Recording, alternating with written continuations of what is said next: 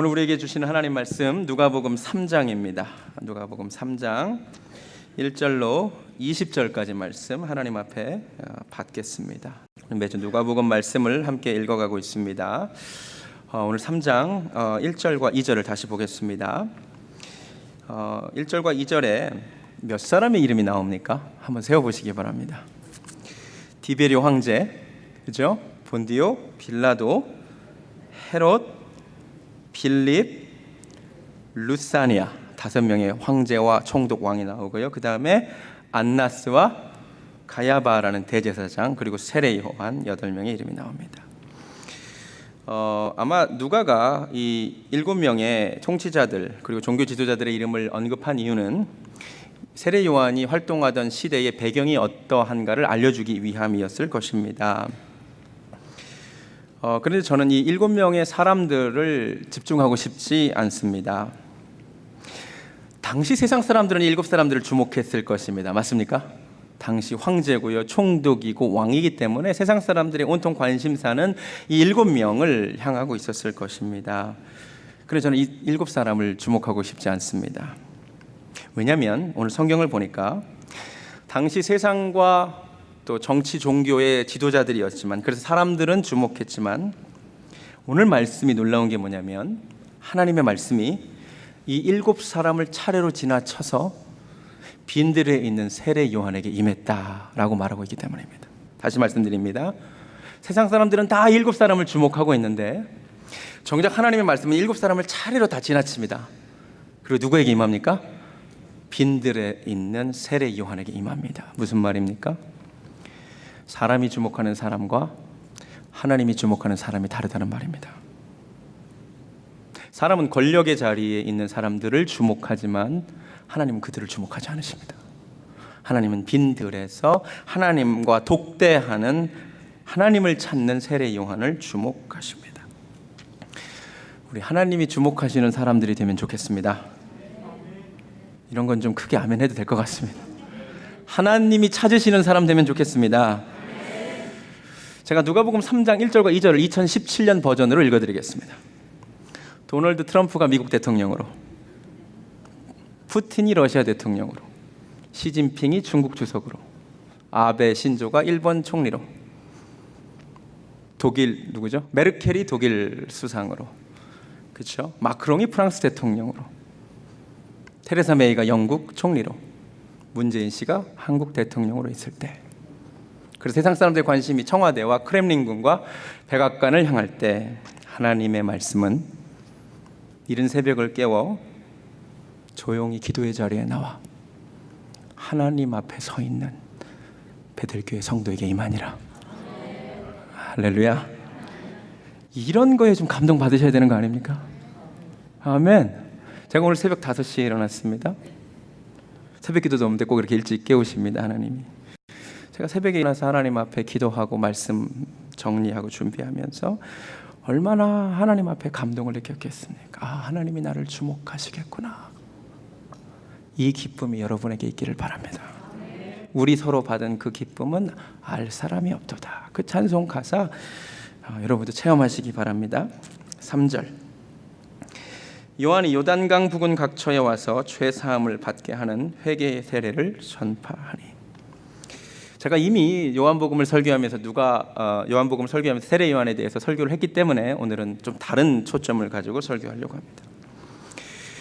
오늘은 요한이 사역을 시작한 장소를 한번 집중해 보았습니다. 세례 요한이 사역을 어디서 시작했습니까? 요단강에서 시작했습니다. 왜 요단강에서 시작했을까요? 생각해 보신 적 있으십니까? 왜 베들레헴은 아니고, 왜 예루살렘은 아니고, 왜 여리고는 아니고, 왜 베델은 아니고, 세겜은 아니고, 왜 요단에서 그런 사역을 시작했을까? 세례를 주기 위해서 물이 필요해서일까? 이스라엘에 요단강만 있는 것이 아닙니다. 야복강도 있고요, 기손강도 있는데 왜 굳이 요단에서 그런 사역을 시작했을까? 궁금해졌습니다. 저도 처음으로 궁금해졌습니다. 그래서 말씀을 묵상하다가 놀라운 사실을 하나 깨달았습니다. 여러분, 세례 요한이 누군지 아십니까? 말라기야. 다시 한번 가보시겠습니다. 말라기 4장.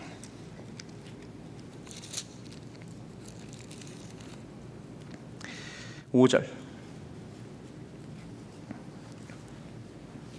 보라, 여호와의 크고 두려운 날이 이르기 전에 내가 선지자 엘리야를 너희에게 보내리니 그가 아버지의 마음을 자녀에게로 돌이키게 하고 자녀들의 마음을 그들의 아버지에게로 돌이키게 하리라. 자, 구약의 마지막 예언입니다.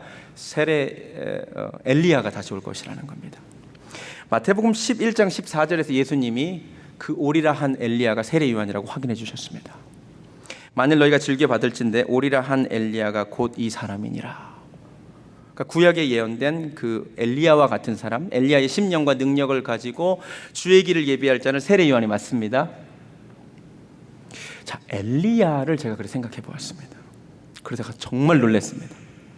여러분, 엘리야가 사역을 마무리한 장소가 어딘지 아십니까? 요단입니다. 열왕기하 2장으로 가보시겠습니다. 열왕기하 2장.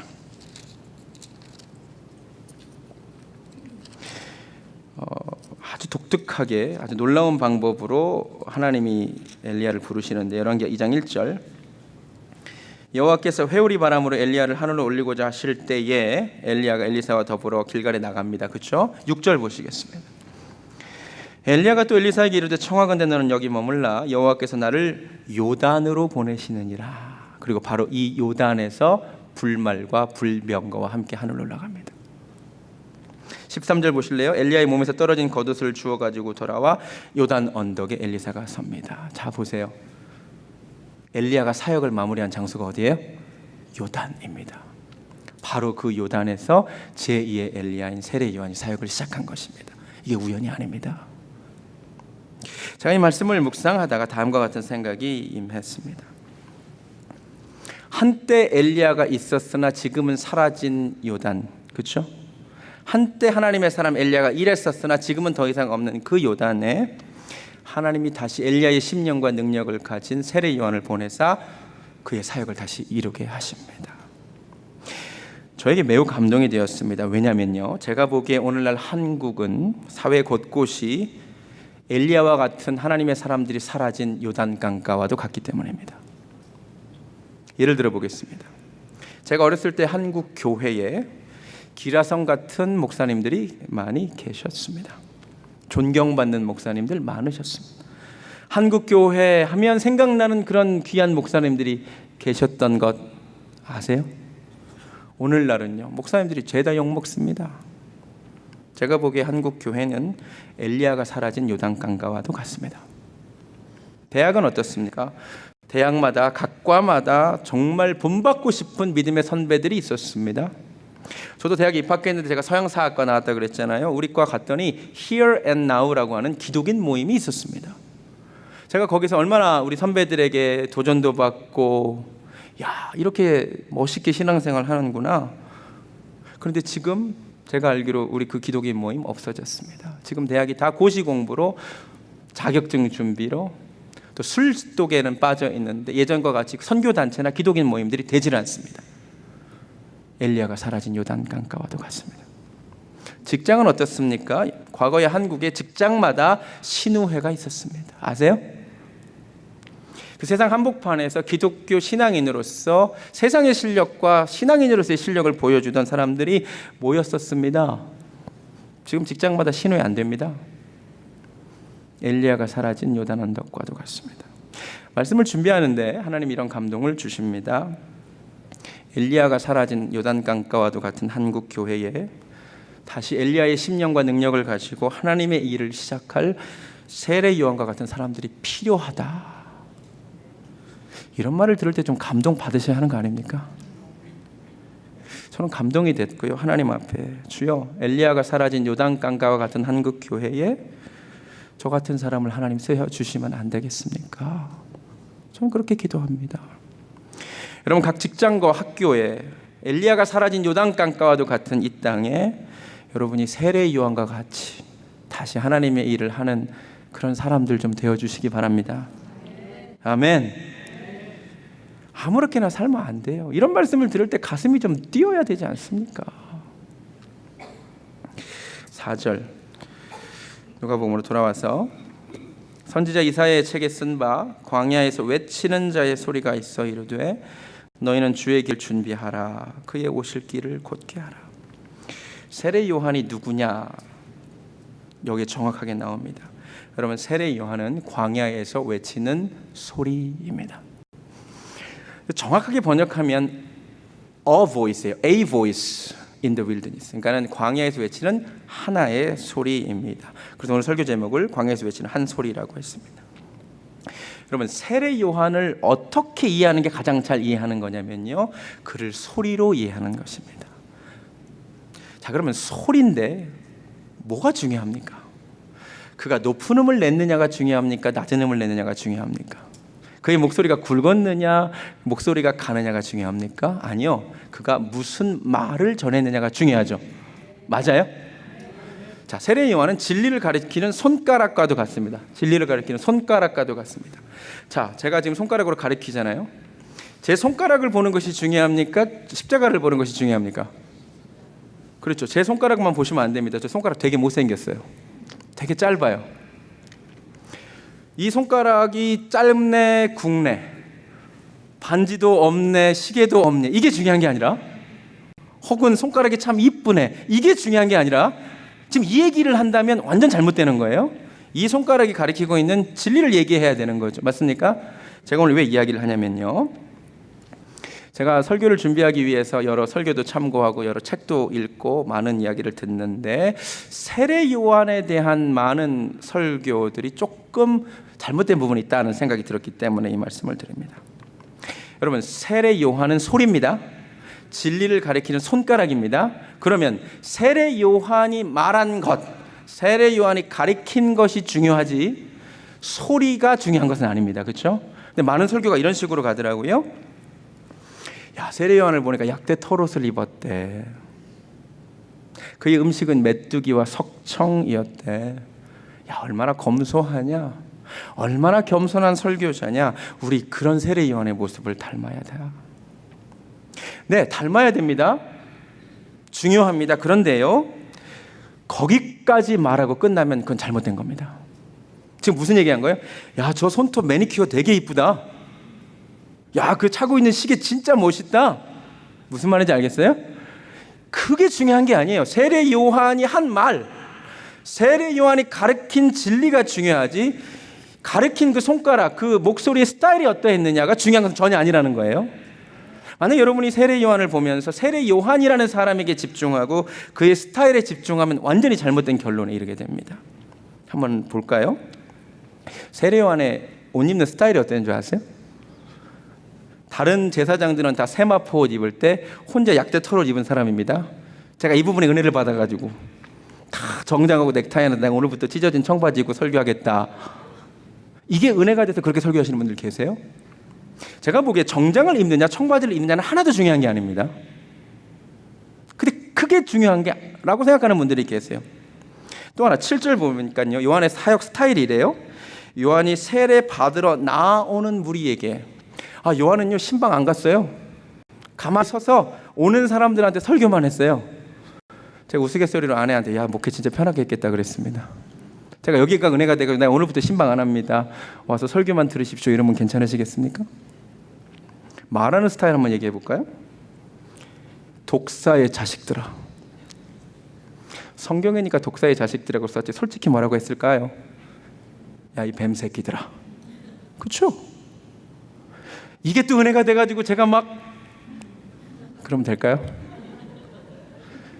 욕하면서 설교하는 분들 계십니다. 정말 뭘 모르시는 분들입니다. 그건 스타일이, 이게 중요한 게 아니에요.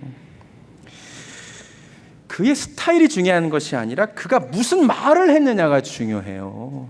그가 하고 있는 말, 그가 전달하고자 했던 진리, 이 얘기를 하지 않고 세례 요한만 얘기하는 것은 정말 잘못된 방향이라는 것입니다. 세례 요한만이 아닙니다. 오늘날 설교자, 목회자를 여러분 많이 판단도 하시고 많이 이야기하시잖아요. 솔직히. 그렇죠? 미국 이민사회의 특징이 모이면 목사님들 얘기한다면서요. 한국에 있는 세 가지가 없대요. 한국은 얘기할 정치인이 있고 연예인이 있고 이웃이 있는데 미국은 세 가지가 다 없어서 연예인이자 정치인이자 이웃이 목사님이라서 목사님 하다 지치면 사모님 얘기하고 그런데요. 잘 들으세요. 목사님들 얘기하시는 거 자유입니다만 우리 목사님이 유머 감각이 있니 없니 그게 중요할 것 같습니까?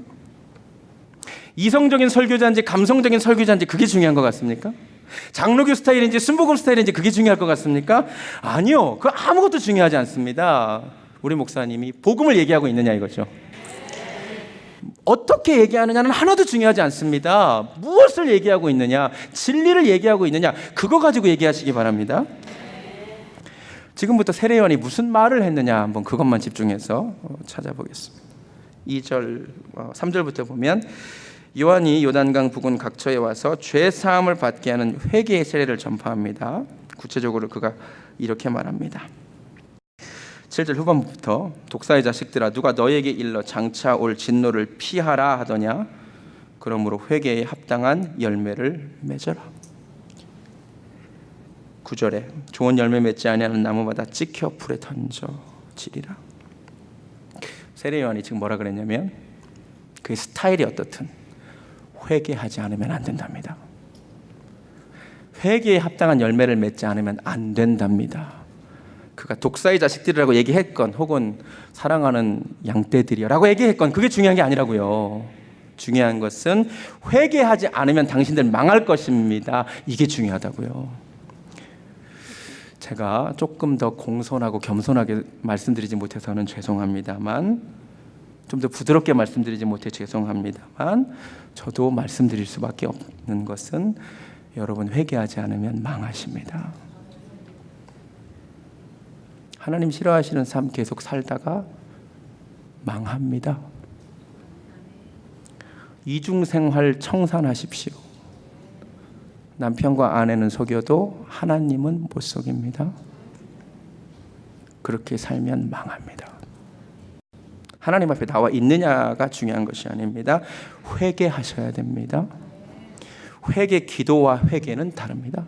우리는 회개 기도는 날마다 합니다. 잘못했습니다, 하나님. 회개 기도는 말로 하는 거고요. 회개는 삶으로 하는 것입니다.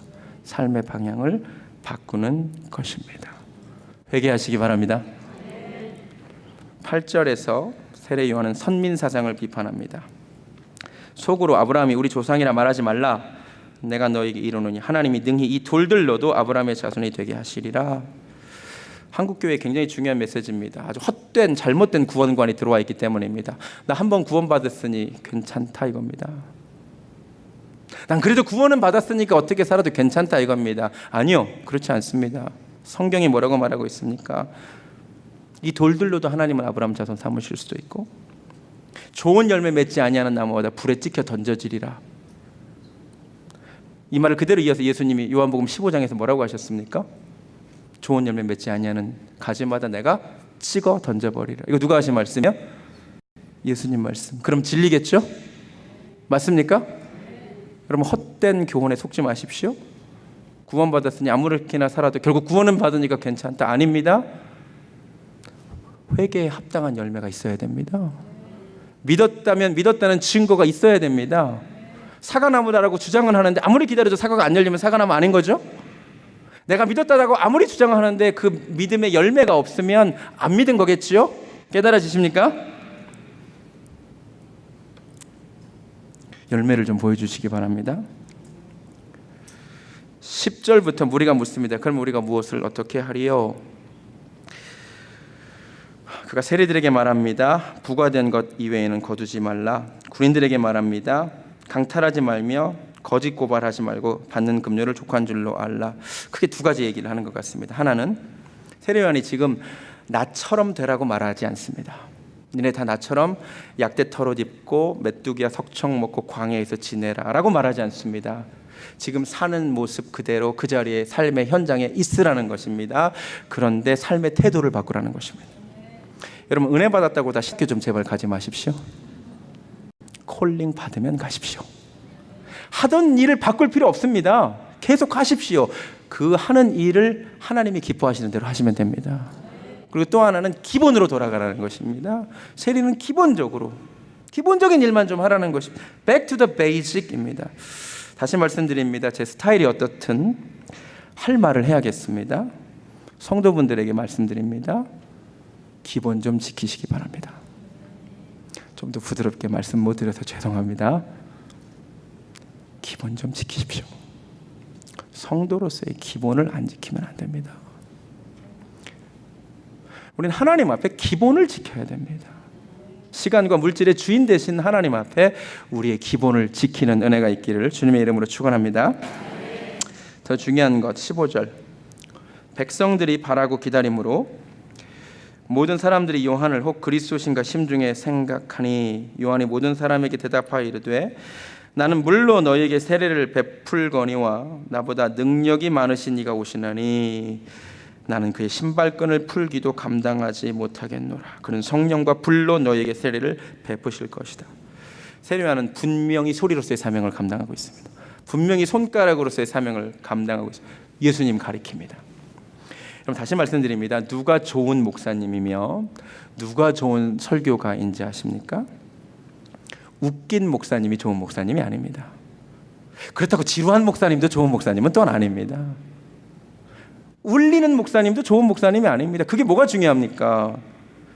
예수님을 전해주는 목사님이 좋은 목사님이에요.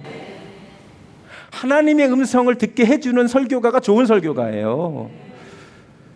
여러분, 교회 선택의 기준이 성경에 나옵니다. 모르셨죠? 분명히 나옵니다. 요한복음 10장에 나옵니다. 내 양은 내 음성을 들으며라고 나옵니다. 이게 무슨 말인지 아십니까? 내가 하나님의 양이라면 나는 하나님의 음성이 들리는 곳에 있어야 된다는 말입니다. 제발 교회를 선택하실 때 건물이 좋아서 가지 마세요. 프로그램이 좋아서 가지 마세요. 아이들을 위한 프로그램이 너무 잘 돼 있어서 그래서 그 영혼이 망합니다. 하나님의 음성이, 주님의 음성이 들리는 곳이 내가 있을 자리입니다. 깨닫는 은혜가 있기를 주님의 이름으로 축원합니다. 한 가지 더, 세례 요한이 또 무슨 얘기를 하냐면 17절에 손에 키를 들고 자기의 타작마당을 정하게 하사 알곡은 모아 곳간에 들이고 쭉정이는 꺼지지 않는 불에 태우시리라. 무서운 얘기입니다. 알곡이 있고 쭉정이가 있답니다. 알곡이 있고 가라지가 있답니다. 알곡 신자가 있고 가라지 신자가 있습니다. 마태복음 25장에 따르면 주님은 이렇게 말씀하셨습니다. 양이 있고 염소가 있다. 무섭지 않습니까? 여러분, 알곡 신자가 되시기 바랍니다. 내가 혹시 가라지는 아닐까 두려워하셔야 됩니다. 양이 되셔야 됩니다. 내가 혹시 염소는 아닐까 두려워하셔야 됩니다. 세례요한의 스타일이 중요한 게 아니고요, 그가 지금 하는 말이 이렇게 중요하다고요. 오늘 이 말씀이 내게 주시는 하나님의 음성으로 들리기를 원합니다. 세례요한은 광야에서 외치는 한 소리였습니다. A voice였습니다. 저는 오늘 강단에서 한 소리로 외쳤습니다. 이제 여러분은 직장과 학교에서 또 하나의 보이스가 되셔야만 합니다. 여러분도 보이스가 되셔야 돼요. 하나님의 사람으로서 한 소리 한 소리가 합쳐서 하나님 기뻐하시는 큰 소리가 되기를 원합니다. 한 가지만 더 말씀드리고 설교를 마칩니다. 본문에 설교자만 나오는 것이 아니라 설교를 듣는 청중들의 모습도 나오는데, 오늘 본문을 청중들에게 주목하여 읽어도 은혜가 됩니다. 두 종류의 청중이 나옵니다. 첫 번째 청중 10절, 무리가 물어 이르되 그러면 우리가 무엇을 하리이까? 12절, 세리들도 선생이여 우리는 무엇을 하리이까? 14절, 군인들도 우리는 무엇을 하리이까? 말씀을 들을 때 찔림이 임해서 하나님, 그럼 어떻게 살아야 됩니까? 이제 나는 어떻게 살아야 됩니까? 탄식하는 청중이 있습니다. 또 한 부류의 청중이 나옵니다. 그의 이름은 헤롯입니다. 18절, 또 그 밖에 여러 가지로 권하여 백성에게 좋은 소식을 전하였으나 분봉왕 헤롯은 그의 동생의 아내 헤로디아의 일과 또 자기가 행한 모든 악한 일로 말미암아 요한에게 책망을 받고 그 위에 한 가지 악을 더하여 요한을 옥에 가둡니다. 세례 요한은 말씀을 듣고 이렇게 반응합니다. 마가복음 한번 가보시겠습니다. 마가복음 6장 18절,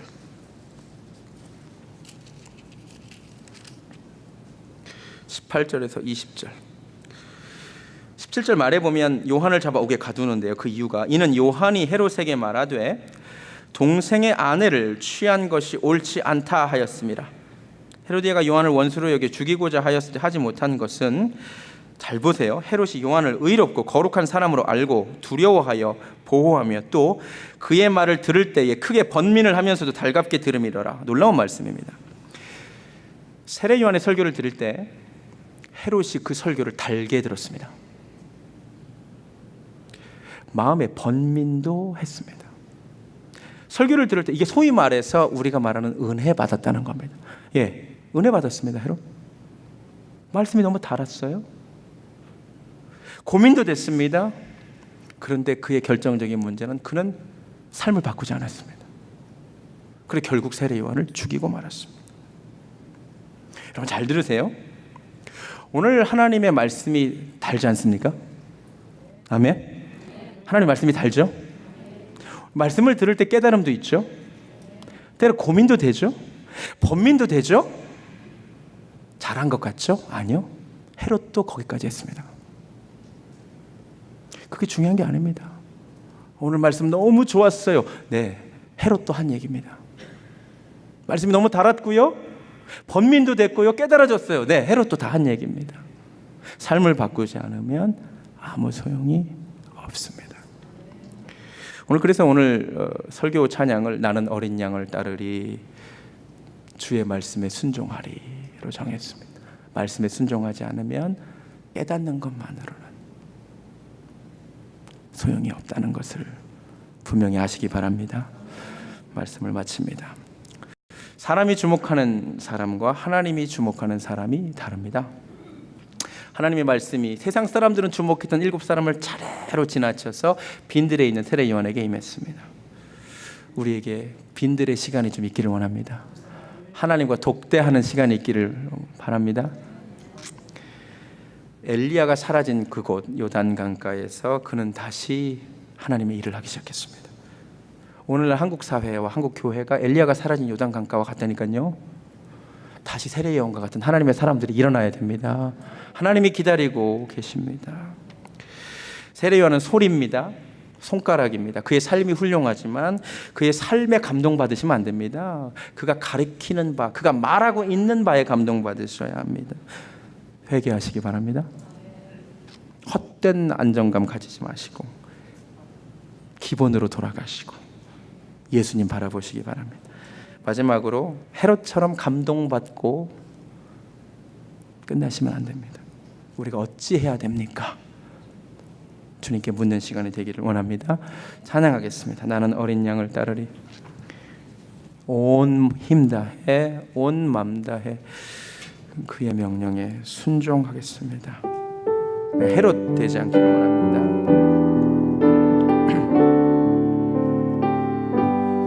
나는 어린 양을 따르리. 온 힘 다해 온 맘 다해 그의 명령에 순종하리. 나는 어린 양을 따르리. 한 번 더 찬양합니다. 나는 어린 양을, 나는 어린 양을 따르리. 하나님 내가 순종하겠습니다. 온 힘 다해 온 맘 다해 그의 명령에 순종하리. 나는 어린 양을 따르리.